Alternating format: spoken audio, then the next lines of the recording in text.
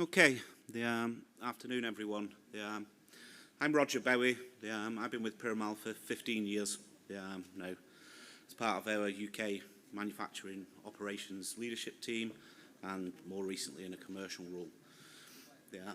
I'm here with Martin today to talk about a subject that we don't often talk about but has been very pronounced in our business units over the last 15 months as the global situation around energy pricing has affected our business and what we did to mitigate some of those changes.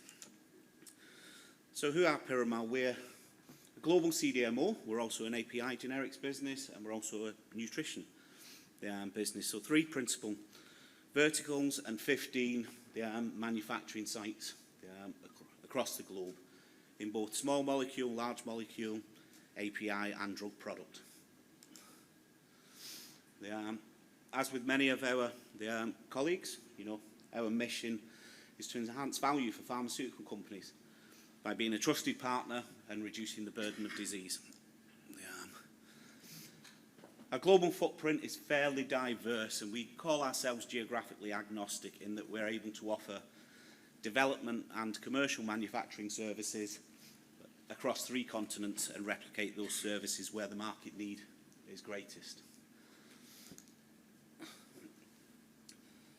So 3 continents, a team of 4,700 people, developed over 190 molecules, got fairly ambitious capital expansion plans, which is driving some organic growth for us, and also doing a huge amount of work in discovery phase with 300 plus scientists in our discovery centre. In terms of our capabilities, very broad in the small molecule space, with everything from discovery right through to commercialisation, and now that's being replicated on the large molecule side as well. Some additional capabilities that we have are our antibody drug conjugation in the UK, high potency APIs and peptides, hormonal drugs in the UK, and also controlled substances. So fairly broad service offering, but with such a diverse network and the age of some of our assets, very energy intensive business. And that's what we're going to talk about today. We're going to specifically focus on one of our UK sites. It manufactures both API and drug product and was impacted very heavily by the big swing in energy prices that we saw last year. And Martin, who heads up our engineering group, is going to talk through the work that him and the team. Thank you very much, Roger. Hopefully everyone can hear us.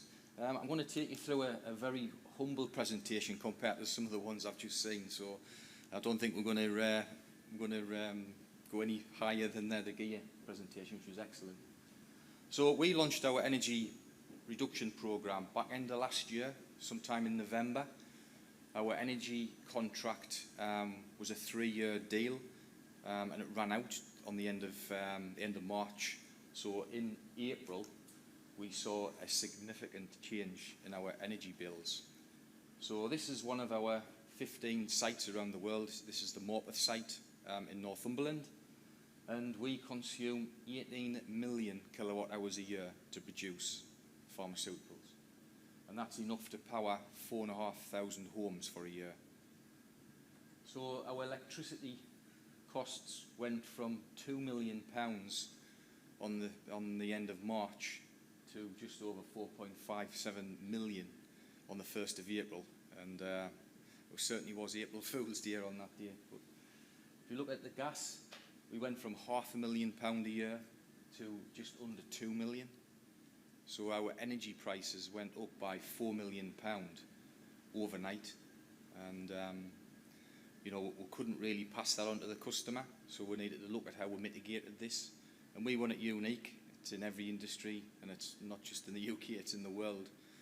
So we launched an initiative to reduce our energy consumption, and we split the project into 4 different sections. The first section was reduce. So what can we turn down? What can we switch off? Is there anything we can actually stop doing altogether? Is there anything we can replace? energy efficiency equipment. There's quite a lot of pharmaceutical equipment some of it's quite old, but it still works from the day it was installed. But technology moves on, so is there any more efficiency in equipment replacement? The third section was generate. So can we generate our own power by wind turbines, solar panels, CHP plants, underground hot water pumps, etc. And last but not least, we just wanted to make sure we're procuring energy smartly, because you can't just get sort of managed into quite a large contract, or we can actually buy energy a lot smarter, sort of month by month on the market. So once we split the project into 4 groups, we then generated some green teams. So these were a representation across the factory in all the different areas, involving engineering, operations, quality, support functions, etc. And we got together and we generated hundreds of ideas, literally hundreds. So what we did was we generated all those initiatives and ideas onto one sheet of paper. We consolidated them. There was quite a few ideas replicated in some of the business areas. So we ended up with 140 sort of unique initiatives. And those initiatives fell into 2 pots. Pot 1 was initiatives that really basically cost 0 capex, things like switching lights off. And the other bucket was ideas that obviously needed some capital investment. But when you've got a list of free initiatives and capital investment initiatives, not every company can afford to spend multi-million pounds on reducing energy. Sometimes we've got to spend capex on keeping the lights on as well in the factory. So from that initiative system, we then looked at a way of ranking these initiatives. So we just generated a simple effort and benefit graph. So ideally what we wanted to do was low effort and high benefit. We wanted to try and get these initiatives to the shop floor as quickly as we could. And just to give you a couple of examples of the low effort ones, was just around switching equipment off. In some of our production areas we only run 5 days a week, yet when we walked around the site on a Saturday morning we still found heating systems turned on, lighting systems turned on, people's laptops still turned on. All these little things add up to sort of bigger numbers. We found electric radiators plugged in, offices switched on right through the weekends. But looking at the production equipment, we had pumps, chillers, all sorts of compressors, all running where there was no processes.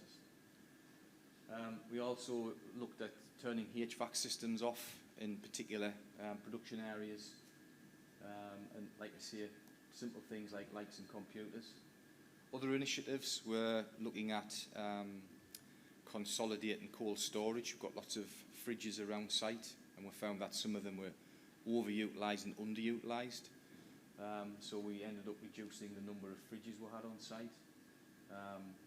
Looking at producing in larger campaigns to try and maximise our energy, reducing our compressed air on site. Compressed air is very, very expensive to generate, and just by dropping your air pressure a couple of psi you could save quite a lot of money. Steam leaks, isolating large utility rings when not needed, and like I say, the list goes on. And I'm happy to share, if anybody wants to contact us, happy to share these lists and collaborate with anybody. We haven't got a monopoly on all the good ideas. One simple idea, which cost very little amount of money, was compressed air leaks. We didn't realise we had so many. So we spent, I think this initiative cost less than £2,000. We've got a company on site.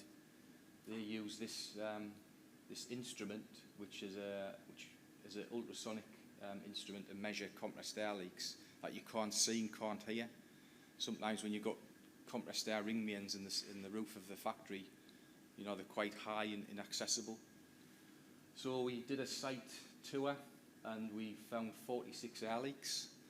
This company then looked at our compressed air house and calculated how many compressors we had and what the price of electricity generation was. So this instrument Also, as well as finding the leaks, could actually tell us the size of the leak and how much it was costing per year. And I'm embarrassed to say we found 46 air leaks. We fixed them. They were all simple fixes, gaskets, loose flanges, etc. A couple of small low-key valves. And we saved 428,000 kilowatt hours, and that's just under £130,000. And it cost us less than £2,000 to do. So what we've done now is we do this 4 times a year, but we're also now replicated on other services like nitrogen. We've also been looking at HVAC systems. Pretty complicated slide, it didn't mean to be, but some of our production areas only manufacture 5 days a week, yet we're running HVAC systems 7 days a week. And HVAC systems aren't easy just to switch off, because you've got to maintain environmental conditions. You don't want things growing on the walls of a pharmaceutical facility. So we looked at each HVAC system. This one here is in our packaging hall. We have 15 unique HVAC systems controlling different booths. So stepping back and looking at the process, we came up with a conclusion that if we left 3 of the HVAC systems on out of the 15, we could turn 11 of them off. We did some experiments with our quality team and found that if we switch the HVAC systems off for no more than 4 days, as long as we turn the HVAC system on for 1 hour every 12 hours, we didn't have any impact in the environment conditions of the room. So now we are replicating this across the site. So packaging was the first area to do. We're going to move into farm, and then we're going to move into some areas of API. So this small example, this saving is just based on turning the HVAC systems off half of the year, half of the weekends for the year. Again, 290,000 kilowatt hour savings, and £85,000 saving.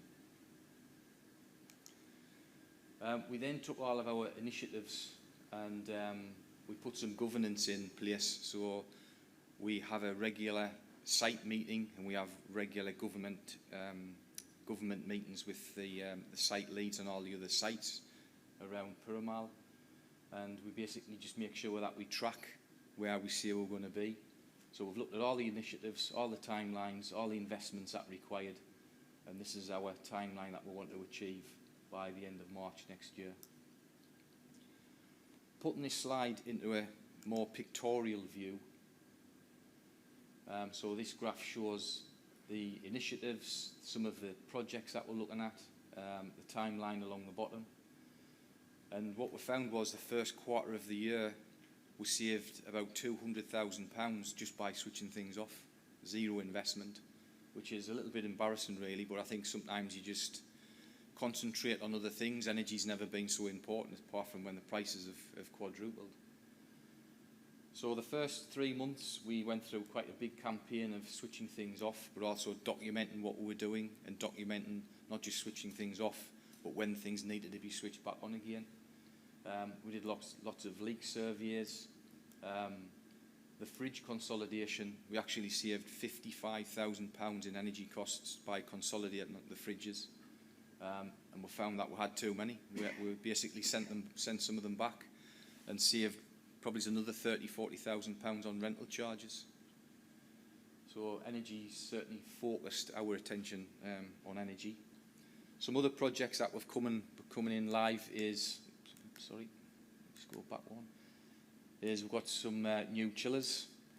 Some of our chillers that we're replacing are 30 years old. Technology's moved on quite a lot now, so these are a lot more energy efficient, but also can produce hot water as well. So the byproduct of the chillers, we're heating water and we're putting that back into our processes. So we're going to actually save gas as well as electricity. We've got quite a lot of LEDs on site around Piramal, but our warehouse have still got old-fashioned fluorescent. So that project was launched beginning of the year. It was about a £90,000 investment, and that was to replace all the LEDs in the warehouse, which is a great energy efficiency project, but it's also intelligent as well. It'll only light the areas up that we need to. We've got some new air dryers coming in sometime in September. Again, another 200,000 kilowatt hour saving. The BOC cryogenics, we've got some pretty big chillers because some of our processes we need to chill down to -60. And what we found was to invest in some of these chillers, you know, we're trying to phase out harmful ozone depleting gases. So we wanted to try and be more sort of energy efficient. So we're now going to replace some of our chillers with cryogenics. There's no moving parts. Yes, you've got to pay for a consumable gas, but when we did our benefit analysis, it was actually cheaper to do it with cryogenics, and we could do it faster as well. Another big initiative is HVAC. In the Piramal site, which was built 54 years ago, all the HVACs on our site are what you call single pass. So we draw air in the HVAC system, we throw energy at it to heat it and cool it in the room, and then we exit it out into the atmosphere. So we're putting a lot of energy in there. But nowadays you can put recirc HVACs in. So that's approximately a 40% reduction in energy because we're putting 40% of the air back into the HVAC system. There's a significant investment required for this. That's why it's at the back of the timeline. We've also got two quite large projects over and above the capital investment on this. And this project is now live. So if you look at a Google Earth image of the site at Morpeth, we're fortunate enough to have 650 square metres of land that we don't use. We sometimes play football on it in the summer. So we went out to market. We looked at various solar panel companies, and we ended up choosing a partner called Centrica. Centrica is the parent company of British Gas. So we are looking to install a 4.7 gigawatt hour solar panel farm in this area in the red, and CapEx is quite scarce. The small CapEx we get on site, you know, we're prioritising on basically keeping the lights on it in some instances. So spending £3 or £4 million on a solar panel farm probably isn't top of our priority list. But we've learnt that there's cleverer ways of funding these type of projects. So this one's going to be funded on what we call a PPA agreement, which is a power purchase agreement. So Centrica are basically going to design and own this solar panel farm for a set period of time. It can be 10, 15, 20 years, wherever you decide. They'll maintain it, run it, and they'll charge us a fee for a kilowatt hour of power. So rather than buying it from the grid, we'll buy it off Centrica through the solar panel farm, and we haven't had to pull a penny out. This is all obviously subject to DNO approval and planning permission. But an interesting fact with this project is between April and September, during daylight hours, we'd actually run the entire site just on this solar panel farm. So today we've got the grid application in to the distribution network operator. We're being told it's going to take about 12 weeks to get a yes or a no. All the planning applications are in. We're quite confident that we're going to get planning application because we're sort of we're on our own in Northumberland. We're surrounded by trees. We don't think we're going to have any issues with anti-glare, etc. And we haven't got any special orchids or great crested newts in the area either. So hopefully we'll get that approved.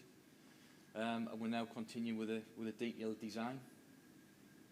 So we believe all systems green. We should be producing electricity with this by April next year. And this is going to produce 22% of our annual consumption. Once the 10 or 15 year agreement's over, this system we will own for £1, and then we can decide whether we want Centrica to continue operating it or whether we'll do it ourselves. This is sort of my last slide. The other thing we're looking at is combined heat and power. I mean, this technology's been around for decades. For those people who don't know what a combined heat and power system is, fundamentally it's just an engine that runs on gas with a generator stuck on the end, but it also produces hot water, and we can also process steam through this as well. So we've had some initial inquiries with this type of system. We've also done some benchmarking around Morpeth because we've got quite a number of pharmaceutical companies around us. One company called Sterling, they've actually already installed one of these facilities on their site, and it's been running about 2 years. Very, very successful. And in fact, it's been that successful for them, they're thinking of buying another one. This is also upgradable to hydrogen. So I know it runs on gas now, but if we ever in the UK decide to move to hydrogen, this system's upgradable.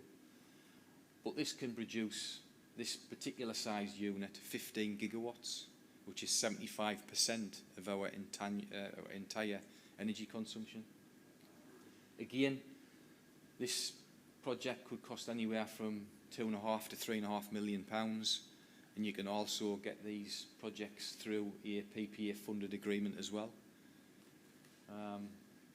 Bit longer timeline, 14 months, but we believe by the next 18 months' time we could be nearly completely off the grid.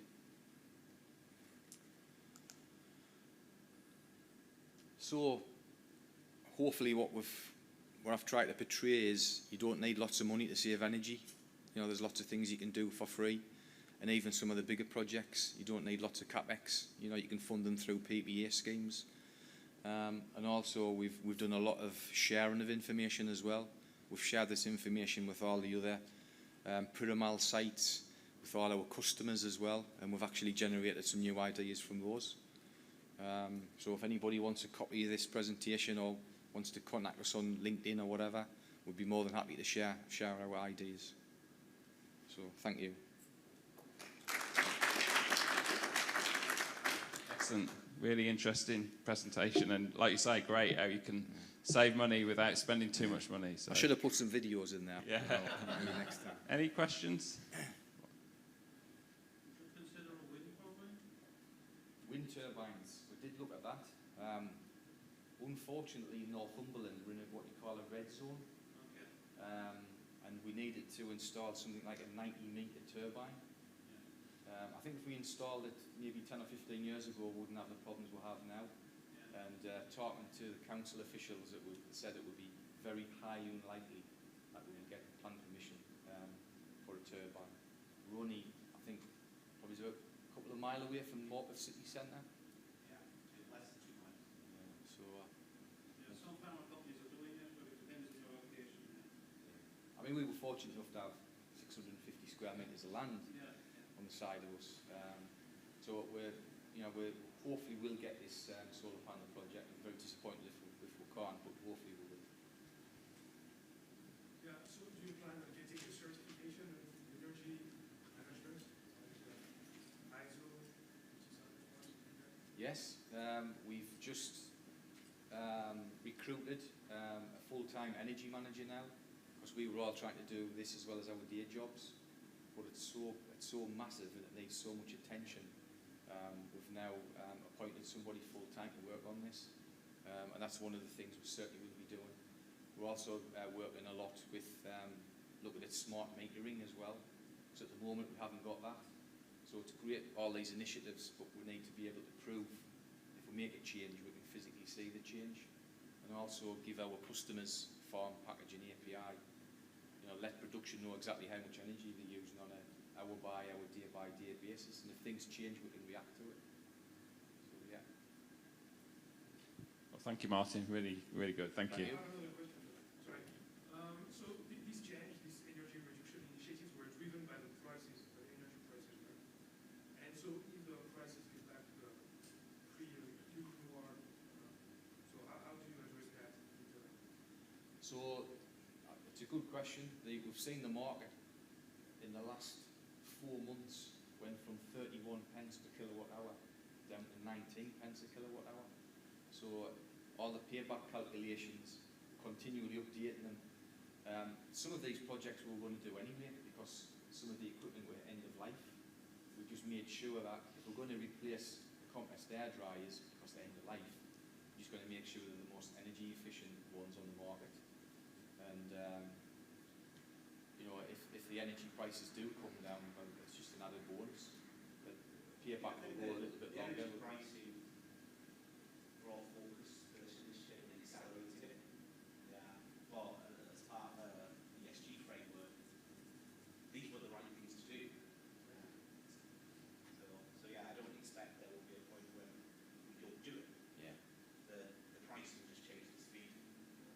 think everybody's got a mission to be carbon neutral by